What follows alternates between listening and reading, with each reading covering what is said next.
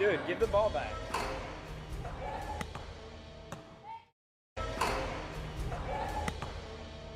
Bonjour à tous, alors on se retrouve cette semaine avec le troisième épisode, le tir en course. Le premier exercice, ça va être sur les appuis.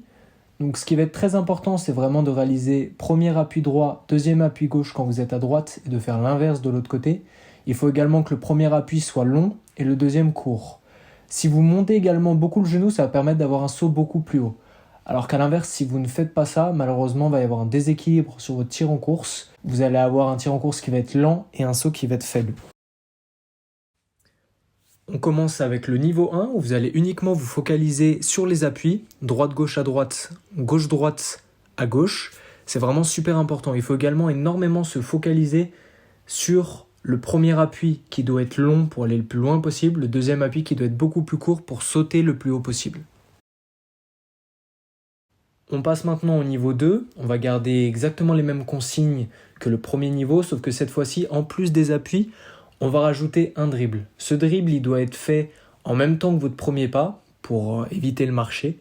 Essayez toujours de bien garder le genou le plus haut possible pour permettre de sauter le plus haut possible.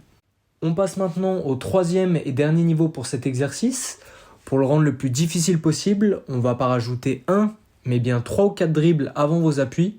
Ça va vous permettre de prendre un maximum de vitesse. Et là, il va falloir faire très attention à votre réception. Il va bien falloir la contrôler pour atterrir au même endroit.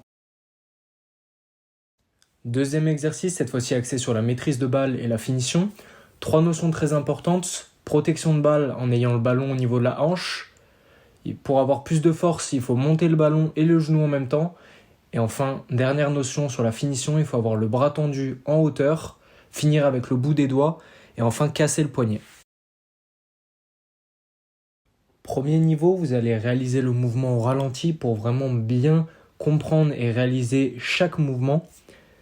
Ça va vraiment être très très très important. Il ne faut pas oublier d'avoir le ballon au niveau de la hanche, du côté où vous réalisez votre double pas. Il faut avoir les deux mains sur la balle et surtout il faut monter le genou et la balle en même temps. On passe au deuxième niveau. Cette fois-ci, on va réaliser exactement le même mouvement mais beaucoup plus rapidement. Et très important, finition, on n'oublie pas de finir avec le bout des doigts, d'avoir le bras tendu très très haut et enfin de casser le poignet. Troisième et dernier niveau, cette fois-ci, on va essayer de réaliser l'exercice 1 et l'exercice 2 en même temps. Donc vous devez être capable de réaliser les appuis, la maîtrise de balle et la finition. Voici maintenant les résultats de la semaine dernière pour le quiz. Félicitations à ceux qui l'ont trouvé. Effectivement, c'était bien Kobe Bryant. Voici maintenant le nouveau quiz hebdomadaire qui est un peu plus compliqué que les semaines précédentes. J'espère que vous allez réussir à trouver la réponse. Merci beaucoup d'avoir suivi cette vidéo, j'espère qu'elle vous a plu et on se retrouve la semaine prochaine. Ciao!